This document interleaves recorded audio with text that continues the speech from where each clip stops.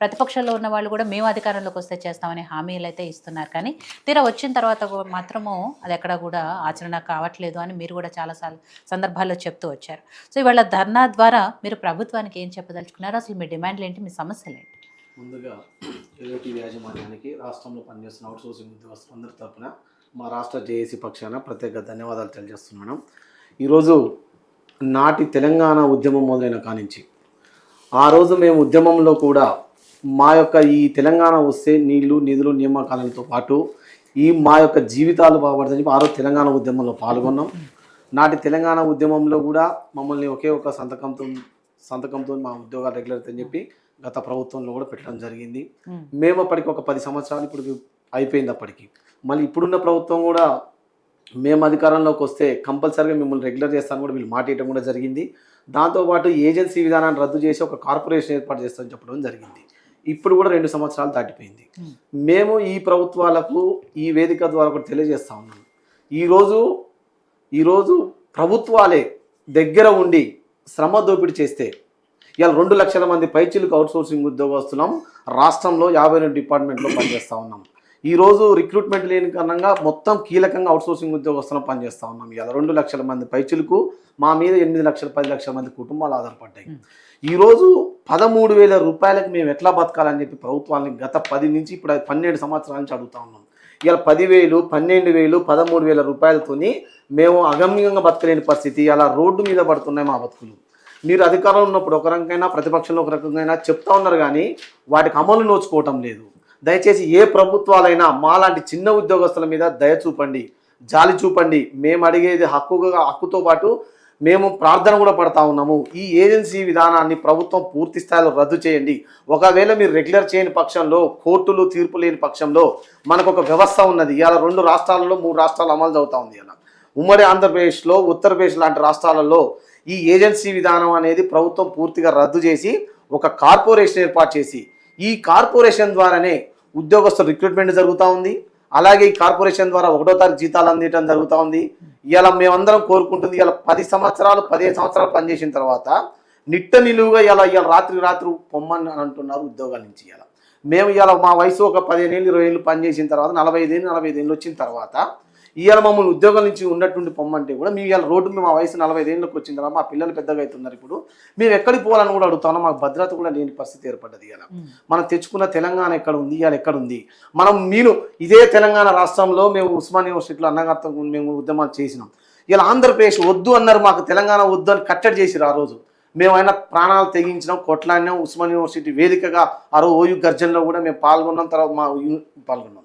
మరి ఇలా ఆంధ్రప్రదేశ్లో ఏం చక్కగా 3 ఏళ్ల క్రితం 126, 136 జియో ప్రకారం ఒక కార్పొరేషన్ ఏర్పాటు చేశారు. ఇలా ఉత్తరప్రదేశ్లో ఏర్పాటు చేసి ఈ ఏజెన్సీ విధానం అనేది పూర్తిగా రద్దు చేసి అలా అక్కడ గవర్నమెంట్ 1వ తారీఖు సాయంత్రం జీతాలు ఇస్తూ ఉంది. ఇలా ఈరోజు అక్కడ ఒక ఉద్యోగం కూడా పోని పరిస్థితి ఏర్పడ్డది. ఇప్పుడు మాకు మొన్న ఈ మధ్య ఆడిట్ డిపార్ట్మెంటు, ట్రెజరీ డిపార్ట్మెంటు ఈ మొన్న ఒక 1 month 2 months నుంచి ఉద్యోగాలు తీసేస్తూ ఉన్నారు. మేము ప్రభుత్వాన్ని వేడుకుంటా ఉన్నాం, దయచేసి మా సమస్యని ఇక్కడున్న సమస్యను అర్థం చేసుకోండి, సొల్యూషన్ ఈజీగా ఉందని చెప్పి మేము ప్రభుత్వాలకు తెలియజేసుకుంటా ఉన్నాం.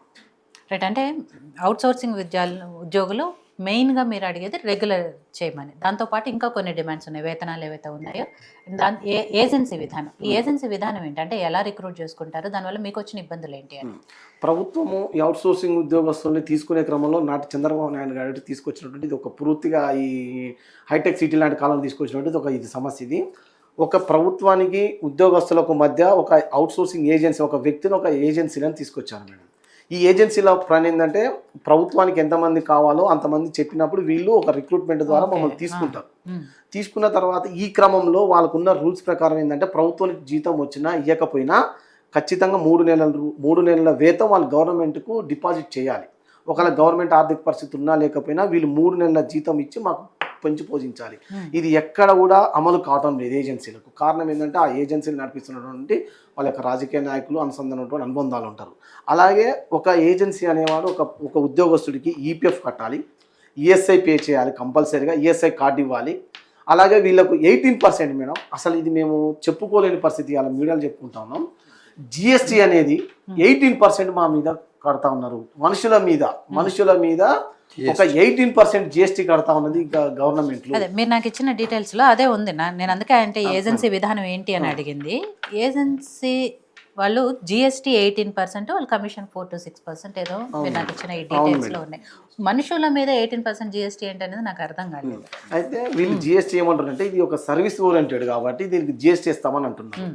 మేమేమంటున్నాం అంటే మీకు ఈ సర్వీస్ ఓరియంటెడ్ కదా, ఈ విధానాన్ని పూర్తిగా రద్దు చేయండి. అసలు ఈ విధానాన్ని రద్దు చేసి ప్రభుత్వం ఒక కార్పొరేషన్ ఏర్పడితే ఏమైందంటే మేము ఒక ఉద్యోగస్తుల కిందకి వస్తాం కాబట్టి నువ్వు ఇప్పుడు ఈ సర్వీస్ ట్యాక్స్ 18% పే చేయాల్సిన అవసరం లేదు. ఇప్పుడు గవర్నమెంట్ ఈ ఏజెన్సీ పర్సెంట్ కూడా 4 to 6% కూడా ఇవ్వాల్సిన అవసరం లేదు. అంటే మీరు ఉచితంగా 22% ఏజెన్సీలకు ఉచితంగా పోతా ఉన్న ఈ రోజు గవర్నమెంట్.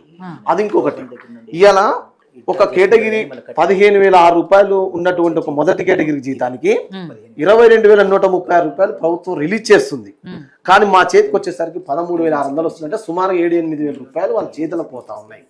ఇవాళ ఈపీఎఫ్లు ఎక్కడ కూడా ప్రభుత్వంలో ఈ రోజు వరకు 85% ఉద్యోగస్తులకు ఈపీఎఫ్లు కట్టడం లేదు. ఏజెన్సీలు ఒక్కొక్క ఏజెన్సీకి 25% ఒక పర్సన్ మీద ఈపీఎఫ్ అంటే మేడం ఈ రోజు 2 లక్షల మీద నెలకు కొన్ని వందల కోట్ల కుంభకోణం కనబడని మాఫియా జరుగుతుందని చెప్పి మేము అవుట్సోర్సింగ్ ఉద్యోగస్తులుగా తెలియజేస్తా ఉన్నాం ప్రభుత్వాలకి.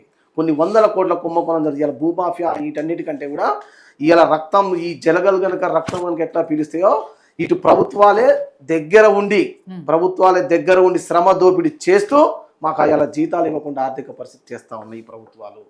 దయచేసి ప్రభుత్వాలు కొంచెం మా చిన్న సమస్యలు ఇవి మేమేమి ఇవాళ గొంతమ కోరికలు కూడా కోరి సమస్యలు లేవు. ఏ ప్రభుత్వాలకైనా విజ్ఞప్తి చేస్తా ఉన్నాం, మా సమస్యను ఆలకించండి, సమస్యను తీర్చమని చెప్తాను. ఎక్కడ కూడా రూపాయి భారం పడకుండా, మీకు ఒక్క రూపాయి భారం పడకుండా మేము ఇక్కడ మొత్తం స్టేట్మెంట్ తీసుకొని వచ్చాము. ఎక్కడ కూడా ప్రభుత్వం మీద ఒక రూపాయి భారం పడకుండా మాకు 5,000 రూపాయలు పెరిగే అవకాశం ఉంది ఉద్యోగస్తులకు. మీరు కార్పొరేషన్ ఏర్పడితే మీరు జిఎస్టీ కట్టాల్సిన అవసరం లేదు. ఈ 4% to 6% కమిషన్ వాళ్ళకి ఇవ్వాల్సిన అవసరం లేదు. ఈపీఎఫ్ ఈఎస్ఐ ఒక కార్పొరేషన్ పెడితే ఖచ్చితంగా 20వ తారీఖు వరకు సెంట్రల్ గవర్నమెంట్ కట్టాలి కాబట్టి అక్కడ మాకు EPF ESI every month regular వస్తుంది. ఇలా మేము ఒక సమస్య వచ్చి ఒక 50,000 డ్రా చేద్దామంటే మాకు ఈపీఎఫ్ రెగ్యులర్గా లేకపోవడం వల్ల అమౌంట్ విత్ డ్రా చేయని పరిస్థితి. ఇలా ప్లస్ ఎవ్రీ ఇయర్ సెంట్రల్ 8% మాకు వడ్డీ వస్తుంది ఈపీఎఫ్ మీద. ఆ వడ్డీ జమ కావట్లేదు ఎవ్రీ ఇయర్ మాకు. ఇలా మాకు ఒక హెల్త్ కార్డు 4% అంటే దగ్గర 400-500 రూపాయలు మాకు ఈఎస్ఐ కార్డు కట్టాలి. అది కట్టకుండా మాకు ఈఎస్ఐ కార్డు ఇవ్వకపోవడం వల్ల ఇలా మా కుటుంబాలకు ఏదైనా వస్తే హాస్పిటల్ పోవాలంటే ఈఎస్ఐ కార్డు లేక అప్పులు చేసి బతుకుతా ఉన్నాం మేము ఇలా ఉద్యోగస్తున్నాం. రైట్. సో దత్తాత్రేయ గారు, సరే అంతకుముందు ప్రభుత్వంలో మీరు ఉన్నారు కాబట్టి ముందు మీతో మాట్లాడదాం రాజకీయ పార్టీలకు సంబంధించి. నిజంగా ఇందాక లక్ష్మీ గారు అన్నట్టు వాళ్ళ సమస్యలు ఏంటో చెప్పారు. దాంతోపాటు అప్పుడు ముఖ్యమంత్రిగా ఉన్న